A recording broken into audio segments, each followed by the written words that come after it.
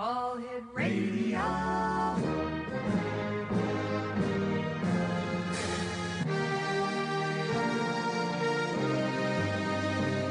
Welcome to the X Zone, a place where fact is fiction and fiction is reality. Now, here's your host, Rob McConnell.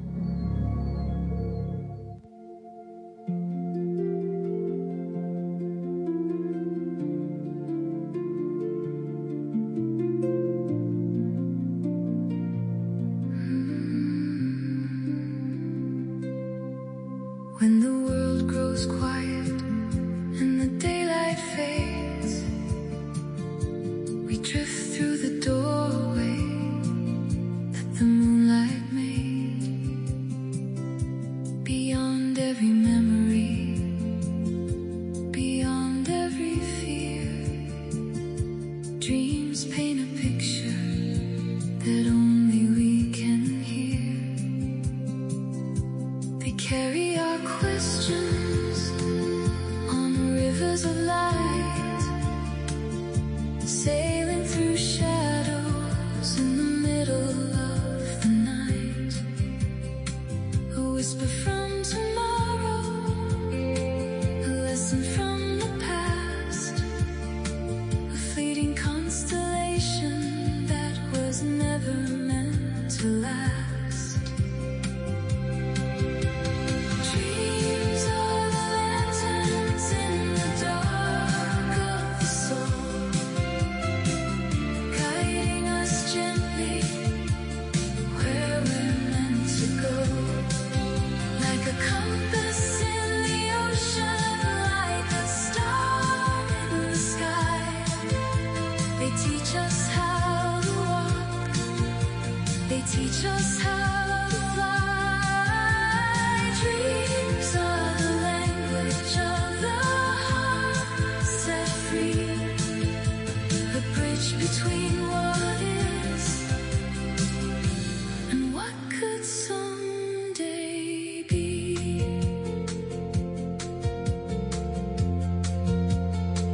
Some say dreams are memories, our minds rearrange pieces of a puzzle, forever set to change. Others say they're messages carried on the wind, opening hidden doors deep within.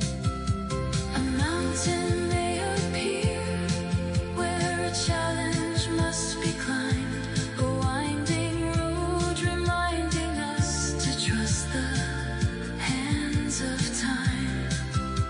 A river is emotion flowing wild and true, and every flying moment says there's more that we can do.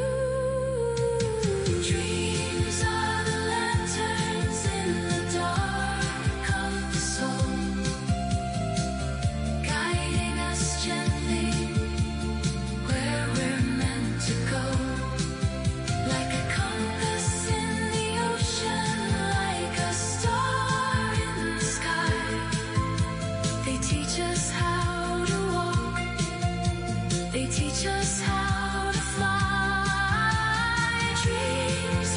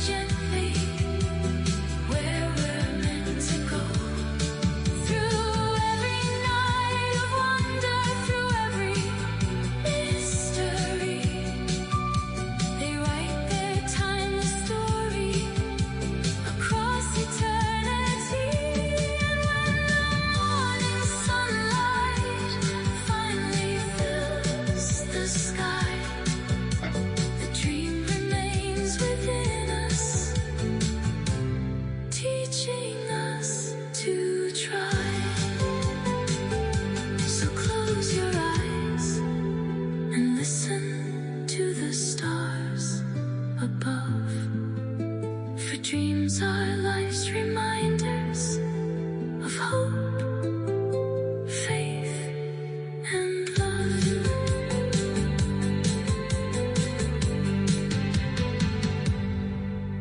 And welcome to the X Zone, everyone. I am Rob McConnell, and for the next 2 hours, I'm your host and your guide as together we will cross the time-space continuum to this place that I call the X Zone.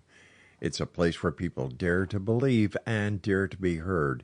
It's a place where fact is fiction and fiction is reality, and the X Zone comes to you Monday through Friday from 10 p.m. Eastern until midnight, right here on the CanCom Broadcast Network and your hometown radio, Classic 1220 CFAJ AM, right here in St. Catharines on the AM dial at 1220, and on their streaming service at classic1220.ca. If you'd like to send me an email, xzone@xzoneradiotv.com, and on all social media sites, Xzone Radio TV. The song that we came in with tonight is the song that is entitled Lanterns, and it's all about dreams. And, people dream. There are people that are dreamers. My mother used to call me a dreamer. There are people who daydream. And I have always thought the only difference between a dream and reality is just doing it. To me, the dream was the idea that laid down a basic plan, and I followed that plan to reality, and it worked all the time. Dreams have captivated human beings for centuries, X-Zone Nation, intriguing and bewildering us with their mysterious nature. From fantastical adventures to rehashed memories, dreams offer a glimpse into the enigmatic realm of our subconscious. My guest this hour is Peter Metzner, and we've had the pleasure of having Peter on the show before. And Peter, welcome back to the X-Zone, and let our listeners know, who may not have had the pleasure of hearing you the last time, who you are and what you do. Well, thank you, Rob. It's a pleasure to be on the show. It's certainly an honor. So I do executive coaching and leadership work. I teach at the local university, leadership in a workplace. And I use dreams. I teach classes on dreams for coaches getting their certification. And I'm writing about dreams. I have a Substack, which will later become a book as well. And the whole idea is a quote from Carl Jung that until we make what's unconscious conscious, it'll create patterns in our life, and we'll call it fate. And so the dreams will reveal what we need to know but don't know in our waking lives. What was it that triggered you into using dreams and the analogies that dreams bring to each and every one of us into your work today, and helping people learn and help you to teach? Well, I'd say it was a midlife crisis for me. I climbed a ladder and I put it against the wrong wall. And at that time I was 40. So my midlife transition came right on time, age 40. Jung had said that the first half of life is a research project. So we adapt, we make a way for ourselves, and all that's necessary. But in the second half of life, the invitation is to become truly who we are. And I was chasing the almighty dollar, and I was doing work that I really wasn't trained for, wasn't passionate about, although I was making a good income. And I had a dream that I was stuck in a desert in a chain link fence, a brick wall, and there's a middle-aged guy keeping me from exiting into a beautiful, lush forest and really alive landscape. Wonder who that guy was. So I took it to an analyst, and it turned out that dream was a metaphor of my life, and that's when it all started. What do our dreams reveal to us, Peter? Our dreams will reveal every dream, any dream, even a meager snippet of a dream will reveal something that we need to know but don't know about our waking lives. I was once told that a person cannot dream anything that they have not done. And this could be a pathway and an opening to the door of understanding reincarnation, past lives, multiple universes, multiple, what's the other word they use? Anyway, dimensions. Thank you. Yes, indeed. The unconscious is so vast. And I remember talking to Robert Johnson. He had trained with Carl Jung. I'd been on a vision quest with him years ago. And I asked him, how is it that there are these precognitive dreams, that people can dream of events that hasn't happened yet? And his answer was, well, the unconscious doesn't play by the same rules that we do. So there you go. When somebody dreams, what is the physiology of a dream? Like we know what the psychology of a dream is, but Sure. what is the actual physiology behind our dreaming process? Well, let's say, I know this is radio, you can't see me, but I'm putting my hand on my forehead. Right. This is the executive function. And this is thinking, planning, impulse control, oftentimes the shoulds, the oughts, what we need to. So when we go to sleep, that part of our brain loses blood, the executive function. So the policeman is asleep.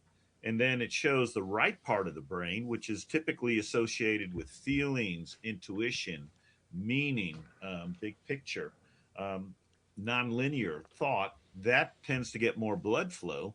And so thus, oftentimes when we dream of these fantastical scenes, and we're also processing emotions. And so what's going to happen then in our unconscious, which is also, we could say, is housed there, beneath there, the unconscious is trying to give us messages through images of something that we need to know but don't know in our waking life, kind of like the reins of a horse.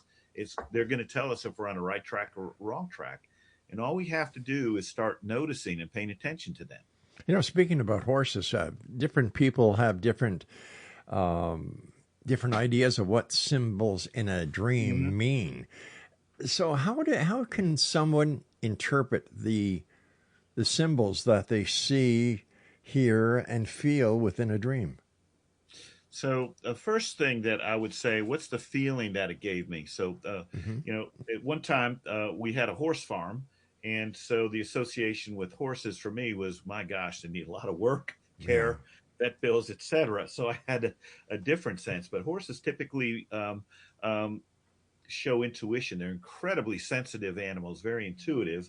And animals in general, could represent our instincts, a lion, or a porpoise, horses, etc. So typically animals represent our instincts. And so then depending on what the horse is doing, is it running free? Is it caged up? These are all aspects that we could ask to say, okay, what does this reflect about me? Okay, I got you. You and I have to take our first break. Please stand by. Exonation, our guest this hour is Peter Metzner. And Peter and I will return on the other side of this break as the X Zone continues with yours truly, Rob McConnell, from our broadcast center and studios in St. Catharines, Ontario, Canada, on the CanCon Broadcast Network and your hometown radio, Classic 1220 CFAJ AM, streaming us at classic1220.ca. Sailing through shadows in the middle of the night, a whisper from tomorrow, a lesson from...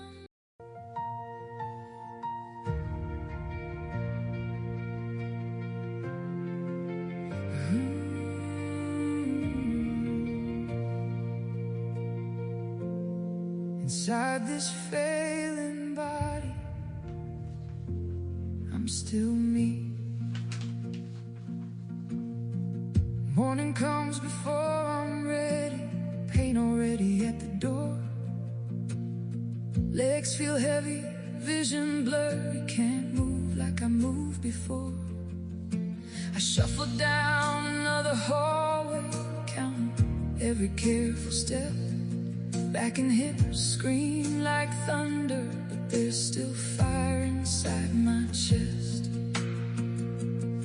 They see the chair, the limp, the slowing.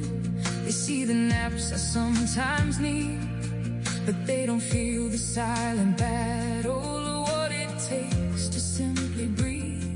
MS has been my shadow soldier, marching with me all these years.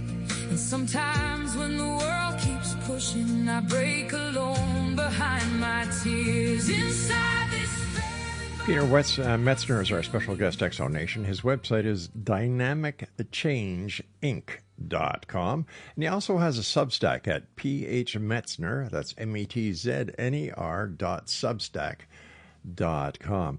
And Peter, if my memory serves me correct, you had a connection with your deceased dad in a dream. Yes, yes. Wow. Thank you for remembering. My dad passed. He had a fatal heart attack when I was 18 and a freshman in college. Mm-hmm. And we had a contentious relationship. He was authoritarian and I was particularly rebellious. And so that was a mix that led to a lot of conflict. And after he died, as I often did, I fell asleep on the sofa watching TV at home. And my mom put a blanket on me and then turned the TV off. And in my sleep, I experienced an orb of light that I recognized as my dad. And I was an orb as well. And we merged. And I felt such peace, such love, if I may. And it really helped me come to terms not only with his dying, but some of the healing that needed to happen, because of the dynamics of our relationship. So it was a very profoundly healing dream.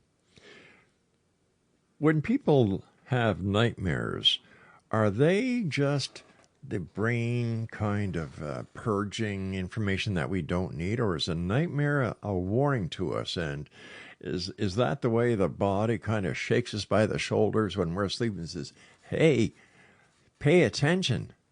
Mm-hmm. Yeah, I would say that nightmares are trying to wake us up to something that we need to know but don't know. Now, an analyst, her name was Paula Reeves. She wrote a book on dreams and intuition. And in her research, she found that if we don't pay attention to nightmares, often they'll reoccur and reoccur. And if we don't get the message, it'll often lead to bodily symptoms. So the nightmares are really trying to shake us, wake us up, Right. to something that we need to face in our waking life. It seems that dreams are so very important in each and every one of our lives, and yet not a lot of people talk about dreams besides people Right. like yourself and Mm-hmm. Craig Webb in Montreal. How come Mm-hmm. nobody pays attention to dreams? Well, I think many of us heard in childhood, "Oh, it was only a dream. Go back to sleep." I think the deeper part about it is that human nature, we typically dismiss what we don't readily understand, or we become frightened of it. So, because dreams have an element of mystery, if we don't understand it, we can become frightened and dismissive of them. And to the rational scientist, oftentimes, well, it doesn't make sense to them because, they can't put the scientific method, so to speak, to them. Although there are rigorous studies, especially by people like Jung, Maria Louise in France, Jeremy Taylor, and a few others that have studied hundreds of thousands of dreams and found that they're like fingerprints and they tell us what we need to know but don't know.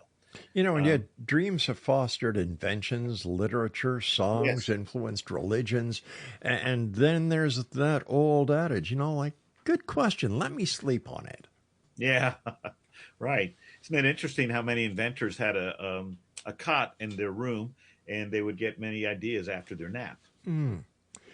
Now, how do you incorporate dreams in the work that you do as a leadership coach and in the training programs that you do? If people are open to it, so I'll make an invitation first, Hmm. and if people are open, then I'll often encourage them to put their dreams down in a Word file and email it to me before a call. And I've had some very remarkable insights, or clients have had some very remarkable insights just doing that. And one stands out in particular: a very driven executive getting his PhD, working at a university, especially driven, and he had a recurring dream of being in a sports car, bumping into other cars, flipping over the rail, and he comes out okay in the dream. And to him, it didn't register that he was driving himself very hard, and that didn't register until he was in the emergency room with chest pain. Then he took that dream seriously, or that series seriously. When you're out giving lectures and seminars, what are some of the questions that you are asked by the people in attendance? So a lot of the most common one is I don't dream, Hmm. and the answer is, well, we all dream. It's just that we simply don't recall them. And two things about that: one is that dreams are like friends; they need to be welcomed, and so we need to be open to them. And then also have some kind of structure, notepad, or just something by our bedside so we can capture a fragment even to get the recall.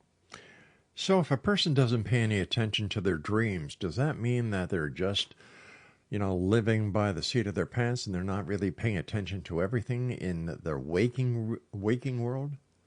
I think that depends on the person. I don't think I can make that Okay. generalization, because there are some very reflective people that take long walks in solitude. You mentioned earlier daydreams, and Yeah. sometimes a walk in the woods, it allows the right brain to come up with an answer. The right brain not being linear.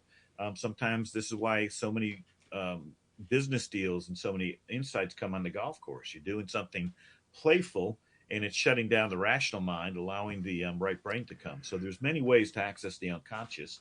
You mentioned daydreaming, and Yeah. that's also another form. Yeah, no, what I was getting at, if a person says they don't dream, and if dreaming is so very important to our who we are, Hmm. does this also reflect on their waking reality? It That they could just, very well. yeah, this is where I was getting at with that analogy. Well, it could very well be. I think it was Immanuel Kant who said moral certainty is the enemy of truth. Hmm. I'd say that, yes, that the more certain we are, we tend to shut out data that doesn't match our belief system. There's even a part of our brain that filters out data that doesn't adhere to our belief system. I am a dreamer. I have dreams within a dream within a dream within a dream. And I can tell when I'm dreaming because in my dream, I will, you kind of wake up in a dream Mhm. Mhm. and I look around and I try to read a sign or a newspaper or a menu. And if it makes no sense to me, I know I'm in a dream. Now, And fascinating. that is when I just start having fun. Yeah, I think what you're describing, Rob, is lucid dreaming, where you are dreaming but you're lucid, Hmm. and the fun is you're able to manipulate it and do some pretty amazing things. I Yeah. imagine travel and have some quite some adventures. I do, and there are times, especially on the weekends, when I really don't have to do a lot of work. Hmm. I look forward to going to bed early Ah, so I I can bet. enjoy my dream world. And Wonderful. something else that I can do, and I'm sure other people can do this, is one dream one night will continue the next night. Hmm. Hmm. And Yeah, I think you are a great example of taking an active approach or active imagination, and really making dreams, not only entertainment, but correct me if I'm wrong, but I imagine a source of discovery. oh, big time, big time. It's a lot of the. Well, I'll give you an example. The X game that I invented going back 15 years ago came to me in a dream. Fascinating. Some of the music I write comes to me in dreams. Wow. You know, um, Yeah. I love dreaming. It's a great source of inspiration, as you said before. Hmm. Hmm. And Well, to me, hmm, what you're sharing shows a very strong and deep relationship with your unconscious and your psyche, which is actually the Greek word for soul, and all of these things. And when I hear that, I could see how your vocation and your passion um, is all aligned, and you're using your whole mind to really do something remarkable. and having guests like you on the show and having done, I think, what is it, Craig, over 22,000 interviews over the last Mm. 35 years. I'm so fortunate because I can take pieces of information from every guest and kind of come up with my own little ideas, Hmm. and they work with me in my dream states. Wonderful. Do children prior to birth dream? Prior to birth, Yeah. that's a good question. I can't help but think that they do. It's just that the brain hasn't been developed. So whether it be the recall or what, so there's a psyche or soul, Hmm. and that we are connected. There's a collective unconscious. Let's say the term Carl Jung used, that we're connected to the collective, and so that dreams also are giving us messages from that collective part. So um, even though before birth the brain has been developed, but there is something profoundly mysterious going on. We truly are very interesting creatures, aren't we? Mm-hmm. I know for a fact that animals dream. Yes. Gosh, I can always tell when our little fur baby Sophie is dreaming of running. Her little legs are going a mile a minute. Yeah. Yeah. And it's funny because doesn't our body secrete a hormone when we go to sleep so that we will not act out our dreams? Yes, ideally, so that yeah, our motor function needs to be shut down. Mm-hmm. And there's actually a sleep disorder where that doesn't happen. And one fellow had to, wear boxing gloves, Oh my and gosh. also, yeah, because otherwise he would do harm to his spouse. And this individual is a reporter. And one time at a hotel, he jumped out the window in a dream. He felt there's a nuclear bomb from Russia going directly to his hotel room, and so he jumped out the window in his sleep. Oh my good Lord. Uh-huh. All right, stand by, my friend. You and I have to take our news break at the bottom of the hour. And Exxon Nation, our guest this hour is Peter H. Metzner. And if you'd like to find out more about Peter, and maybe you'd like to contact him for a one-on-one consultation, his website is dynamicchangeinc.com. And his Substack is phmetzner.substack.com. And Peter and I will be back on the other side of this break as the X Zone continues with yours truly, Rob McConnell, from our broadcast center and studios in St. Catharines, Ontario, Canada, on the CanCom Broadcast Network and your hometown radio, Classic 1220, streaming us at classic1220.ca. Inside this failing body,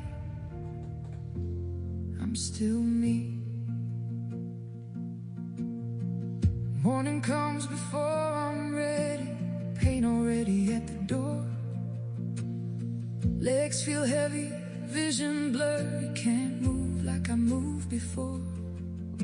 I shuffle down another hallway, counting every careful step.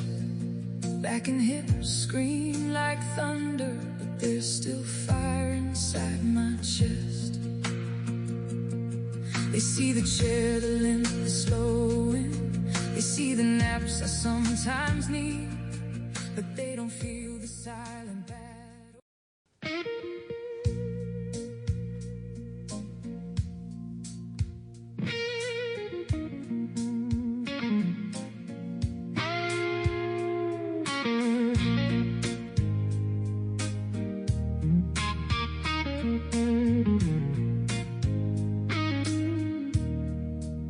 Since 1990, through the dark of the night, one paper kept searching for the truth in the light. Where others stayed silent, afraid of what they'd find, the X-Chronicles opened up the paranormal mind.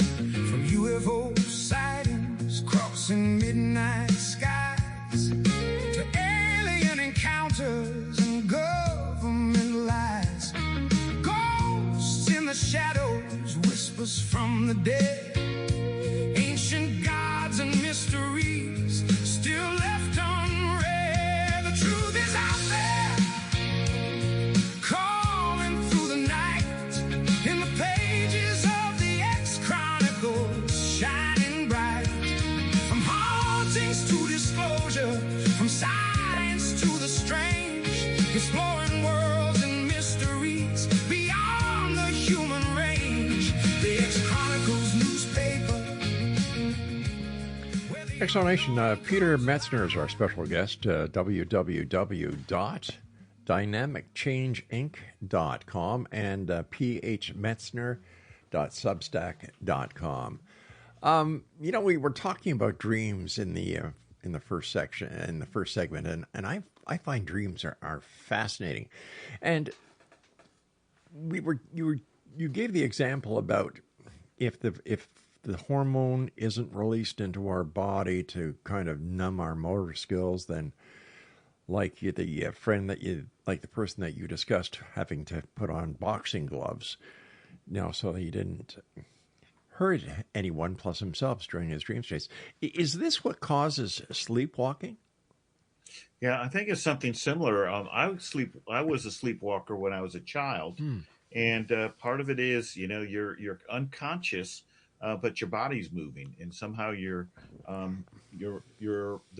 dream is not recognized as a dream, and then you move. So there are a number of people who do sleepwalk, and I haven't heard too many instances of somebody getting in trouble. Now, if you got in your car doing that, that would be very problematic. Yeah, it certainly would. Mind you, the way I've seen drivers on the 401 here, I think that a lot of them are asleep. Yeah. Could be. So when we've got the entire scenario of dreams understood, and you've explained to us basically how you use the dreams to, I would imagine, to better understand the people that you're coaching. How do they feel after they talk to you and you've already looked at the dream and you're able to help them better understand who they are and to become better leaders? Oh gosh, it really helps a person become a whole lot conscious. And as a coach, so my work is in writing and teaching about a coach approach to dream work. So it differs from therapy. Coaching is about life design, building on strengths and competencies to design a future. And dreams have been used in therapy, but I believe that a coach approach is very applicable. And when we become more conscious or more aware, we have choices. And so I don't presume to understand a client's dream, but I will say if this were my dream, this is what comes up for me. And so that way I can use my intuition and the client can accept what he or she is ready to or dismiss what doesn't resonate. And what happens is much greater clarity about behaviors, about the situation they're in, and ways to navigate it. And we talked a little bit about shadow in the past, and the parts of ourselves that we repress, if we don't have a conscious relationship to the shadow or accept it or integrate it, it wreaks havoc on our lives. And I've had a number of clients who really had some self-loathing that they repressed, and it kept coming out in self-defeating behavior. And when they got it, it was amazing how they were able to move forward in their careers. Would it be possible for you and I, for example, to make an agreement, or, let's use the word agreement, to meet each other in a dream? Yes. And to help you as the teacher, myself as a student, to help me in a state that I feel more comfortable in. I think that's very possible. And I could entertain the part that maybe if we did meet in a dream, you might be the teacher. Why's that? Well, all of your experience and what you've manifested with your show and your programs it's remarkable. So I think for me, I'll revert back to the premise of coaching, right? Is that all of us are genius. We have our own genius, and that as a coach, it's kind of reflecting back and helping a person recognize their own genius and make their own decisions. So as a coach, I don't want to presume to be the expert or that, but to help a person recognize their own brilliance. So you're a human mirror. It could very well be right. A mirror and maybe a guide, perhaps, to help a person start to look at themselves in a deeper or more meaningful way, and to rewrite some of the stories that may have been limiting them. You know, my producer just sent me a note that when we have done call-ins with people who specialize in dreams like yourself, there's always one question that keeps on coming up, and that's when a person says, you know, I go to sleep at night and I always dream I'm naked standing in front of a bunch of people. What does that mean? Yeah, that's common. Yeah. And then another one, what was that, Craig? Oh, yeah. Another one is that a man is standing in front of an audience and his penis falls off. Ah, interesting. Yeah. We got quite a few of those, yeah. Okay. So to me, if would you like to go into those a little bit? Yeah, sure. Okay. So I think the naked one is when I think of naked, if it were my dream, and again, I don't know the nuances of each of the viewers' dreams, but if it were my dream, I'd feel like if I'm naked, I'm vulnerable, I'm unprepared, I'm unguarded, and I may not feel prepared to be doing what I'm doing. So that's a very interesting one. I've had dreams where I'm doing a workshop and I'm unprepared, or I'm not wearing my pants. I'm in my underwear. Um, so it could be that sense, okay, how prepared am I uh, to deal with this? And it could also be a vulnerability that I'm finally naked and I don't have my mask on, my persona, my badges, my power suit, or whatever. Hmm. And I think it could be a profoundly illuminating dream if there's a dialogue about it. And I would imagine where the person's private parts fall off, could that mean that the person isn't very secure in their own sexuality and that they're questioning their sexuality? I would say if it were my dream, Yeah, so not that way that I could own it, not to interpret it, sure. but if it were my dream, I think it would be something like that. Yeah. If I had a dream that my penis falls off, what is that a symbol of? Virility, manhood.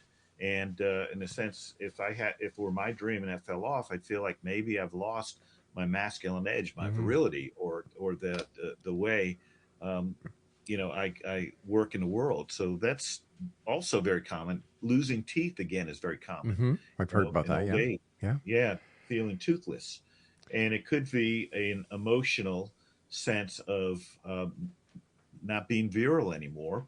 And then the question that I would ask is, what's the healing that dream is trying to bring? Because every dream is trying to heal us, trying to help us grow, to make us more aware. So that I would look at each of these dreams and then ask, so, okay, so what is the message the unconscious is trying to give us that's going to foster growth and healing? Good questions. Good questions. Where does, oh, all right, so we understand when somebody goes to sleep, and you've covered that great, and I thank you for that. But what about daydreams? What do we know about why a person daydreams? Is it because they're bored? Is it because that they're not interested in what's going on, especially in a classroom? Or is there Hmm. something deeper that's going on inside this person's head? I think it could be all of the above. I Hmm. mean, one of the greatest examples of a daydreamer was Einstein. And picture this: here's a young student who's made up his own religion in class, looking out the window. He didn't do very well in math, and so teachers thought there was something very odd about this person. And then here it is: he changed the world through his theory of relativity, which actually came from a dream, by the way.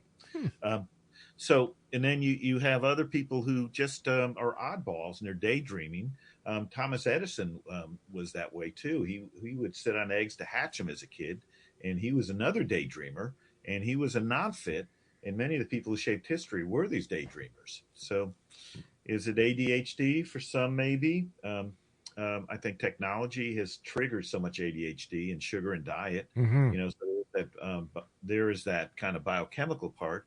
But many of the oddballs who didn't do well in grammar school, who were very unique and teased and often mocked, they became very influential because they were listening to something else that was going on in the world. They were non-fits. I've often wondered if the world of electronics that we have at our disposal, the iPhones, the iPads, the Mhm. Bluetooth, and so on, if they interfere with our dream patterns. I think they can. There's been a lot of research and studies that show a link between ADHD and technology. Hmm. They found it first with television, and now the constant texting and social media, constantly being pulled and then comparing ourselves, thinking that we need to look like other people, act like other people, and that can certainly affect our thinking. And then if we don't get regular sleep and staying on the computer at night or texting at night, it affects our circadian rhythms, and sleep deprivation is the enemy of dreams or dream recall. So we really need to have good sleep hygiene. I was reading an article a couple of days ago where people who text a lot, like you were saying, their sleep cycles are totally out of whack. Hmm. Totally out of Hmm. whack. Like one lady was saying that she doesn't know what happened. She can't fall asleep before 4 o'clock, and then she has to sleep until noon in order to get her 8 hours sleep, and it's totally disrupting her life. So Yeah. how would somebody turn that around? Well, I would look at the texting and the phones and these apps as Hmm. addictive. And in fact, they're designed to be addictive. It's a cheap way to get dopamine. Dopamine is a neurotransmitter, comes from the pleasure centers of the Hmm. brain. So if we reach a goal, we hit a good golf shot, or do something that makes us feel good, dopamine's released. And the cell phones and social media is a cheap way to get dopamine, and it's highly addictive. And so once we get off social media or off texting, we have a void, and so we go back to it. And I think that's part of the problem. It's highly addictive, and if we don't live a full life, with interpersonal relationships that Hmm. are give us a sense of community, a sense of meaning, purpose, and goals, we'll fill it with these empty activities, and that can certainly impair our mental, emotional, psychological, and physical health. Peter, stand by. You and I must take our final break for this hour, and I do thank you so much for coming on the show tonight. This has been a very interesting segment. And Exonation, if you'd like to find out more about Peter, if you'd like to contact him for a one-on-one session, or maybe take some of his lectures, his courses, whatever he has to offer, visit his website at dynamicchangeinc.com, or visit his Substack at phmetzner.substack.com. I'm Rob McConnell. Peter and I will return on the other side of this break. Excuse me for that. I started to sound like Kermit the Frog. We'll be back on the other side of this break. Don't go away. To alien encounters and government lies.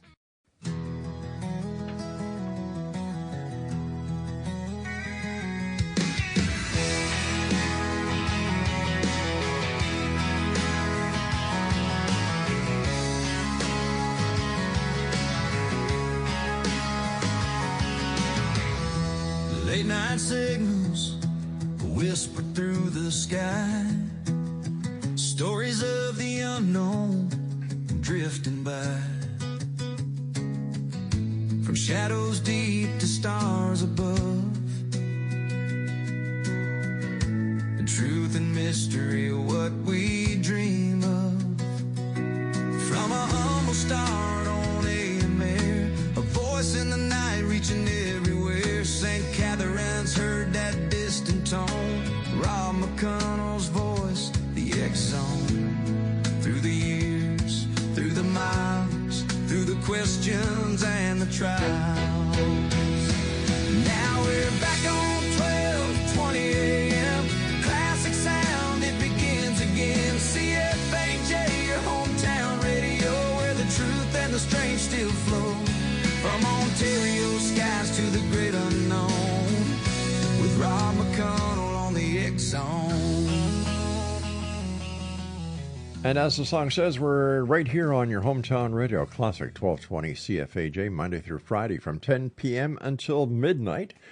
And not only are we on the air on the AM 1220, you're on your tuner on your car radio, but they also stream us at classic1220.ca. And whatever you do, if you're listening to the radio, driving on the QEW, or if you're somewhere looking for the vineyards that are still open at this time of night, which there are none, people, you can always go down to Niagara Falls and enjoy yourself. They've got great stuff going on, 7/24, 365, a super casino, 2 super casinos. They've got theaters. They have restaurants. You name it, they have it.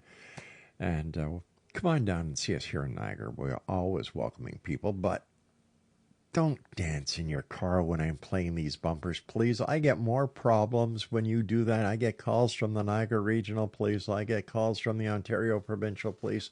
And they say, Rob, tell your audience. And they say, no, don't tell them anything. Ask them if they just wouldn't dance when you're playing your bumpers.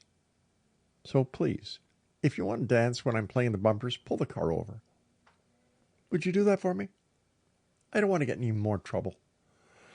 Peter Bordley, if you're listening to us on your way home from Niagara, I hope you're smiling with your beautiful wife, Joyce.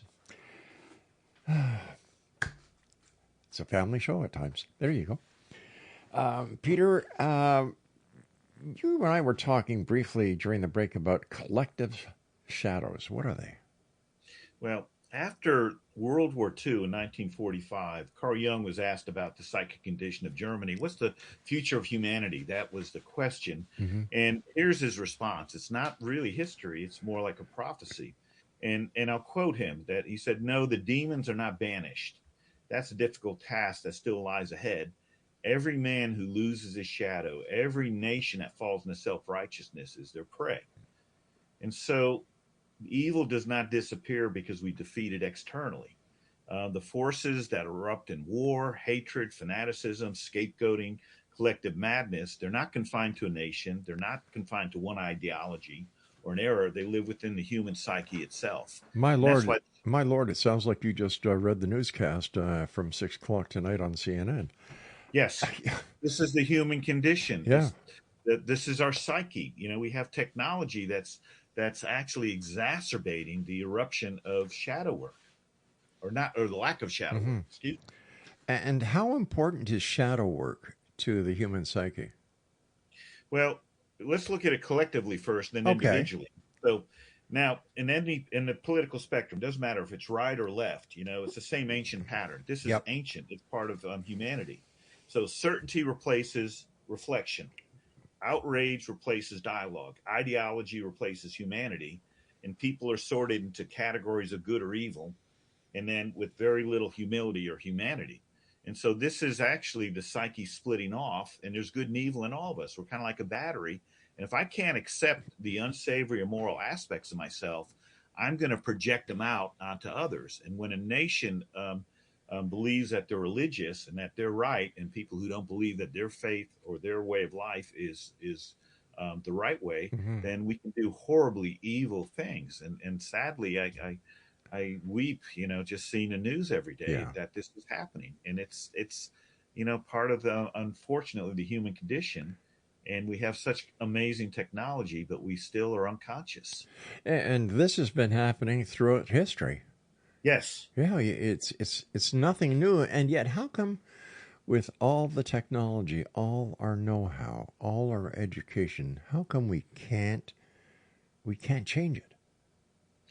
Well, I believe we can and we need to survive. Okay, how do we do that? Carl Jung was asked in another lecture, and this is after the hydrogen bomb exploded. He said, "Dr. Jung, is there hope for the world?" And he said, "There is hope if enough of us do our work, our inner work." So that's the hope, that individually, now we go to individually, if enough of us do our work, become conscious and accept those parts of ourselves, and that's how we become whole, and if I may, even holy, to say, yes, we have the capacity to be like Martin Luther King or Mother Teresa, but also Hitler or Saddam Hussein or Trump, if I may. Oh, you sure may. That we have that, and if we can recognize that and accept it and integrate it, that's when we become whole, and that's when we can use that energy for good, for humanity, rather than destroy humanity. So how do we get this message to the masses? How do we tell the groups that this is, look, come on, smarten up. We've got everything to gain and everything to lose, you bunch of morons. That's right. Well, I think your show is a big step in that direction. I mean, thank you. How many viewers? I've lost track of the viewers that you have, but I think your show, and I like to say, for me, in a small way, I've created a Substack just for that reason, working with the shadow and dreams, and elevating my work as a teacher and a coach is part of that. I think we need more and more and more people, and then people who get into leadership need, how do we elect leaders that are more conscious and integrated, and really I'm going to use the term soulful intelligence, not just IQ or EQ, but soulful intelligence. A lot of questions. The answers are there. We just have to work at them and get enough people to join the band. Yes. It has to start with it as a grassroots organization and grow and grow and grow. It amazes me that people still go with the old. They don't want to change. And is it the fear of change that stops them, or is it because they don't want to think that they may not be part of the collective anymore if they break off and change. Yeah, I think there's a lot to that. The first thing that comes up is ego. Mm-hmm. And from our perspective right now, ego has a need to be right, needs to defend itself, and feel separate. And so when we feel better than because of either our religion, our smarts, our degree, success, then that inflation is very dangerous. And there's shadow present there. And then the other part is it's in prehistoric times, if we left a tribe, it was deadly. You know, we could be mauled by animals Yeah. or another tribe. So there's this need to belong and a need to be part of a team. And I think that's the other part. It takes a lot of courage to step away from shared values. You might get shunned if you leave your religion. Yeah. So it takes a lot of courage to come out and really listen to your own inner ding, so to speak. How about the educational values that our children are being taught? I believe that education should be revamped. Should be. When I was going to school, everyone was on an equal platform. We all had to wear a white shirt. We all had to wear a tie, black shoes, and gray flannels. All the boys had to wear that. The girls had to wear a white blouse, I think it was something like a tartan skirt, and black shoes. Everybody, you didn't have the peer pressure that our kids have today. Some have $600 cell phones, $800 running shoes, and then you've got the little cliques, the little gangs. Right. Now I know why they call them the good old days. Yeah, right. Well, we grew up in a childhood that didn't have cell phones. We couldn't be tracked. We could play. We could be creative, and I taught at a women's college for a number of years, and the women thrived there because they didn't have all of the other things of having to fit in or look pretty for the guys or that. They could just be very comfortable and psychologically safe, and many of them, it was such an amazing program. Yeah, it's there pretty. You go. It's pretty bad as kids. We were, I don't want to go outside and play. Mom, go. And you had to come home when the lights went on. Yeah. You played. You got exercise. You ate good food. You didn't have all this fast food stuff that you are today, and you'd actually talk at the supper table. Mom and Dad would come home from work, and you were exchanged what happened during the day. How was your day? What did you do? But today, everybody sits at the table, and there's their iPhone, and away they go. Yeah, and it really destroys conversations. I see it in the corporate world too. People come to a meeting, and they used to talk to each other. Now they're on their phones, doing work, email, or whatnot. And it used to be, hey, how's your daughter doing? How's your mom doing? Exactly. Yeah, and I think we really have to put boundaries around technology because it's so invasive and so addictive. I'm so very happy to see governments that are actually outlawing the use of social media platforms for children under the age of 16 in the United Kingdom. Australia. Yes. Here in Canada, you can't take your cell phone into your class anymore. Yeah, it's wonderful. Some schools in the United States are doing that Really? too. They're making kids put away their cell phones. They collect them, Yep. and they have, in case there's emergency, there's a teacher has a phone or whatnot, and the attention spans are increasing. The grades are getting better, and the whole social atmosphere is improving. Well, my friend, the time has come when you and I must say so long for tonight. Peter, please do not be a stranger. The door is always open, my friend. Thank you. Continue the great work that you do, and I look forward to the next time you and I meet here in the X Zone. Well, me too. Me too, Rob. It's an honor and a privilege, and I am so grateful to be here again. The pleasure is all mine, my friend. Thank you so much. And X Zone Nation, if you'd like to contact Peter, here's two websites. www.dynamicchangeinc.com, and his Substack is phmetzner. That's METZNER.substack.com. I'll be back on the other side of the news after the news that's coming up. Oh, geez. You can tell it's, let's see, what's today, Tuesday? Yeah. You can tell it's Tuesday. I kind of always get a little zippy on Tuesday, so let's try that again. I'll be back on the other side of the news at the top of the hour as the X Zone will continue with yours truly, Rob McConnell, from our broadcast center and studios in beautiful St. Catharines, Ontario, Canada. And you're listening to us on the CanCom Broadcast Network and on your hometown radio, Classic 1220 CFAJ AM, streaming us at classic1220.ca. Don't go away.